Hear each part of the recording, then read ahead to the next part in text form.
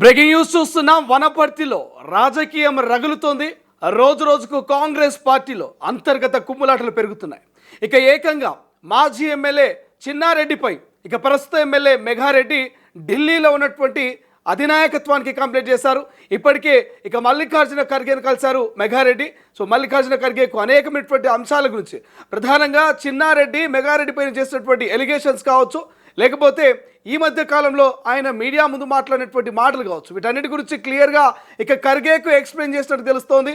So ఇప్పుడే మెగారెడ్డి అయితే ఖర్గేను కలిశారు. ఖర్గేను కలిసి పూర్తి స్థాయిలో ప్రస్తుతం తెలంగాణలో జరుగుతున్నటువంటి తాజా రాజకీయాలతో పాటు వనపర్తిలో ప్రధానంగా చిన్నారెడ్డి చేస్తున్నటువంటి ఎలిగేషన్స్ పైన మెగారెడ్డి కొంత ఖర్గేకు ఫిర్యాదు అనేది తెలుస్తుంది. రైట్ నౌ దానికి సంబంధించినటువంటి పూర్తి అప్డేట్స్ తెలుసుకునేటువంటి ప్రయత్నం చేద్దాం.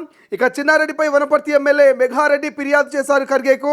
చిన్నారెడ్డిని పార్టీ నుంచి బహిష్కరించాలని కోరుతూ ఏఐసిసి అధ్యక్షుడు మల్లికార్జున ఖర్గేకు ఇక మెగారెడ్డి ఫిర్యాదు చేస్తున్నట్టు తెలుస్తుంది. సో ఢిల్లీలోని ఖర్గే నివాసంలో ఆయన్ను కలిశారు మెగారెడ్డి. సో కలిసి చిన్నారెడ్డికి సంబంధించినటువంటి వ్యాఖ్యలపైన సో క్లియర్గా వివరించినట్టుగా తెలుస్తోంది. పార్టీ లైన్ దాటి మాట్లాడుతున్న వారిపైన మరి వారి వ్యవహార శైలిని కూడా మరి ఖర్గే దృష్టికి తీసుకెళ్లినట్టుగా మెగారెడ్డి కొంత మీడియాతో మాట్లాడారు. అండ్ దాంతోపాటు గత మంగళవారం గాంధీ భవన్లో పిసిసి అధ్యక్షుడు మహేష్ కుమార్ గౌడ్ కూడా చిన్నారెడ్డి పైన ఫిర్యాదు చేశారంటూ మెగారెడ్డి చెప్పుకొచ్చారు. అనంతరం కల్వకుర్తిలో పిసిసి క్రమశిక్షణ కమిటీ చైర్మన్ మల్లురావుని కలిసి సైతం ఆయనకు సమస్యను వివరించారంటూ కూడా చెప్పుకొచ్చారు.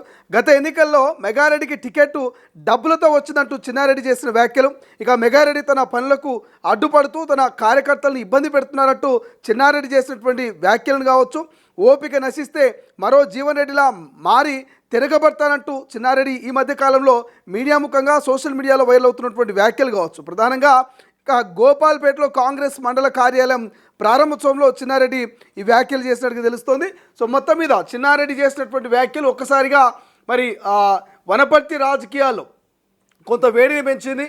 ఒక్కసారిగా మెగారెడ్డి సైతం స్పందించారు ఘాటుగానే. సో గతంలో 8 సార్లు కాంగ్రెస్ పార్టీ మీకు టికెట్ ఇచ్చింది, ఆ 8 సార్లు మీరు డబ్బులు ఇచ్చే టికెట్ తీసుకున్నారంటూ ఘాటుగా స్పందించినటువంటి పరిస్థితి. ఓవైపు మెగారెడ్డి అభిమానులు కార్యకర్తలు, మరోవైపు ఇక చిన్నారెడ్డి వర్గీయులు. సో ఈ రెండు వర్గాల మధ్య వర్గపోరు నడుస్తోంది. ఇప్పటికే గాంధీ భవన్కి చిన్నారెడ్డి వర్గీయులు వచ్చి పెద్ద ఎత్తున ఆందోళన చేస్తున్నటువంటి పరిస్థితి. మరోవైపు మెగారెడ్డి ఏమో ఢిల్లీలో ఉన్నటువంటి ఏఐసిసి నేత ఇటు మల్లికార్జున ఖర్గేను కలుస్తున్నారు. ఖర్గేను కలిసి పూర్తి స్థాయిలో చిన్నారెడ్డి పైన యాక్షన్ తీసుకోవాలి, చిన్నారెడ్డి నాపై అసత్యపు ఆరోపణలు ప్రచారం చేస్తున్నారంటూ కూడా ఫిర్యాదు అయినటువంటి పరిస్థితి మనకు కనిపిస్తుంది. రైట్, ఒకసారి ఇంకా క్లియర్గా దాని గురించి తెలుసుకునేటువంటి ప్రయత్నం చేద్దాం. కాంగ్రెస్ సీనియర్ నాయకులు ప్రణాళిక సంఘం వైస్ చైర్మన్ జి చిన్నారెడ్డిపై వనపర్తి ఎమ్మెల్యే తూడి మెగారెడ్డి న్యూఢిల్లీలోని ఏఐసిసి అధ్యక్షుడు మల్లికార్జున ఖర్గేకు ఫిర్యాదు చేశారు. అనంతరం ఇక మెగారెడ్డి మీడియాతో మాట్లాడుతూ నాకు డబ్బులు తీసుకొని కాంగ్రెస్ పార్టీ టికెట్ ఇచ్చిందని చిన్నారెడ్డి చేసిన వ్యాఖ్యలపై ఇప్పటికే పిసిసి క్రమశిక్షణ సంఘానికి ఫిర్యాదు చేశారని, ఈరోజు ఖర్గేకు ఫిర్యాదు చేశారని, అనంతరం ప్రధాన కార్యదర్శి కేసీ వేణుగోపాల్కు ఇన్ఛార్జి మీనాక్షి నటరాజన్ కూడా ఫిర్యాదు చేశారని తెలుపుకొచ్చారు.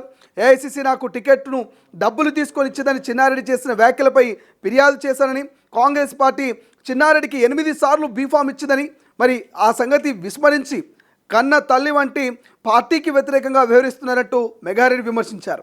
8 సార్లు చిన్నారెడ్డి కూడా పార్టీకి డబ్బులు ఇచ్చి టికెట్ తీసుకున్నారంటూ మెగారెడ్డి నిలదీశారు. ఇక వనపర్తి నియోజకవర్గంలో చిన్నారెడ్డి బీఆర్ఎస్ క్యాడర్ను కొంత వెంట పెట్టుకొని తిరుగుతున్నారని, బీఆర్ఎస్ మాజీ మంత్రి నిరంజన్ రెడ్డితో కలిసి పనిచేస్తున్నారని, దీనిపైన రోజు రోజుకు నన్ను టార్గెట్ చేయడం పైన మరి ఖర్గేకు నివేదిక అందించారని కూడా మెగారెడ్డి తెలుపుకొచ్చారు. ఇక రిపోర్ట్తో పాటు చిన్నారెడ్డి వాయిస్ రికార్డు కూడా ఇచ్చానని, నిరంజన్ రెడ్డితో కలిసి చిన్నారెడ్డి పనిచేస్తున్న ఆధారాలు ఉన్నాయంటూ వాటిని ఖర్గేకు అందించానంటూ కూడా ఇక చిన్నారెడ్డిపై క్రమశిక్షణ చర్యలు తీసుకోవాలని కోరానంటూ మెగారెడ్డి చెప్పుకొచ్చారు. అండ్ దాంతోపాటు కొండా సురేఖకు వ్యతిరేకంగా కాంగ్రెస్ ఎమ్మెల్యేలు హైదరాబాద్లో మీడియా సమావేశంలో చేసిన వ్యాఖ్యలతో తాను కూడా ఏకీభవిస్తున్నానని, పార్టీ క్రమశిక్షణ నియామావళికి వ్యతిరేకంగా మాట్లాడిన వారందరిపై చర్యలు తీసుకోవాలంటూ కూడా మెగారెడ్డి మీడియా ముఖంగా స్పష్టం చేసినటువంటి పరిస్థితి అయితే ప్రస్తుతం మనకు అనిపిస్తుంది. రైట్, ఒకసారి దానికి సంబంధించి మరింత డీప్గా మనం కనుక డిస్కస్ చేసుకుంటే, సో కొంత మీ అందరికీ తెలుసు ఈ చర్చ, ఈ రచ్చ, ఈ ఇద్దరి మధ్య మరి ఒక రకమైనటువంటి వారు ఎప్పటి నుంచి మొదలైందైతే ఎప్పుడైతే 2023 ఈ 2023కు సంబంధించి మరి అసెంబ్లీ ఎన్నికల్లో టికెట్ విషయంలోనే ఈ అసలైనటువంటి లొల్లి మొదలైంది. మొదటగా చిన్నారెడ్డికి టికెట్ ఇస్తారని చెప్పేసి అనుకున్నారు, కానీ చిన్నారెడ్డి కాదు, అనూహ్యంగా తెర మీదకి వనపర్తిలో మెగారెడ్డి వచ్చిండు. సో ఎప్పుడైతే మెగారెడ్డి వచ్చిండో అప్పటి నుంచి చిన్నారెడ్డి మధ్యలో ఒక రకమైనటువంటి ఆందోళన మొదలైంది. సో అక్కడనే అసలైనటువంటి గొడవ కారణపడ్డది. ఇక్కడ మెగా వర్సెస్ చిన్నారెడ్డి మధ్య కొంత చర్చ అయితే మొదలైంది తెలుస్తుంది. మెగారెడ్డి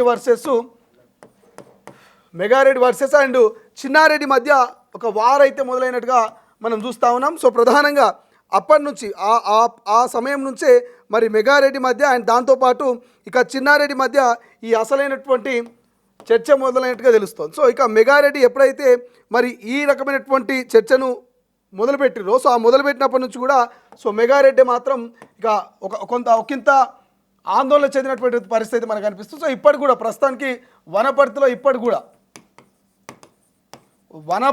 ఇద్దరికి మరి ఇద్దరు నేతలకు పచ్చగడ్డేస్తే బగ్గుమన్నట్టుగా నడుస్తుంది. ఓవైపు ఖర్గేను కలిసిండు, ఖర్గేతో పాటు మీనాక్షి నటరాజను అండ్ క్రమశిక్షణ కమిటీ చైర్మన్ అయినటువంటి ప్రస్తుత ఎంపీ మల్లు రవి గారిని కలిసిండు.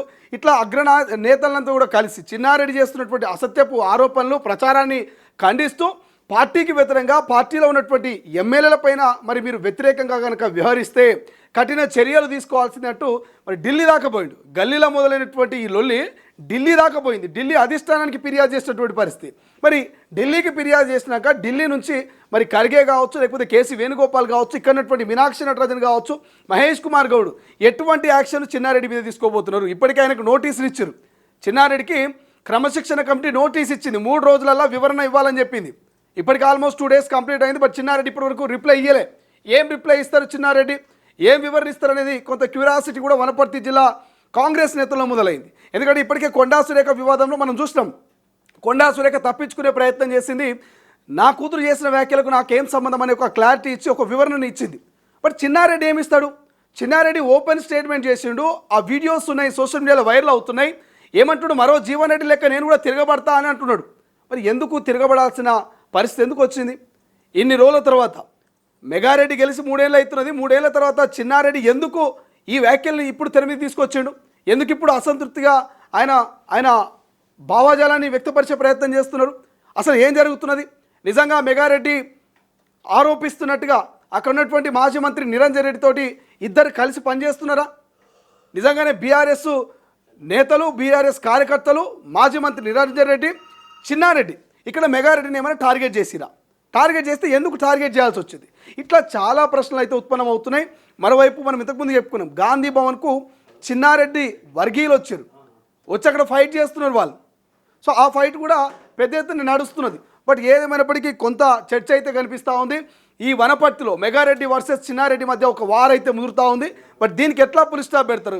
ఖర్గేని కలిసింది కాబట్టి ఏమైనా మరి నోటీసులు ఇచ్చాడే పూర్తిగా పార్టీ నుంచి సస్పెండ్ ఏమైనా చేస్తారా? లేకపోతే వివరణ తీసుకొని వివరణతో సంతృప్తి చెందితే చిన్నారెడ్డిని ఆయనకి ఇచ్చినటువంటి నోటీసులు వెనక్కి తీసుకుంటారా?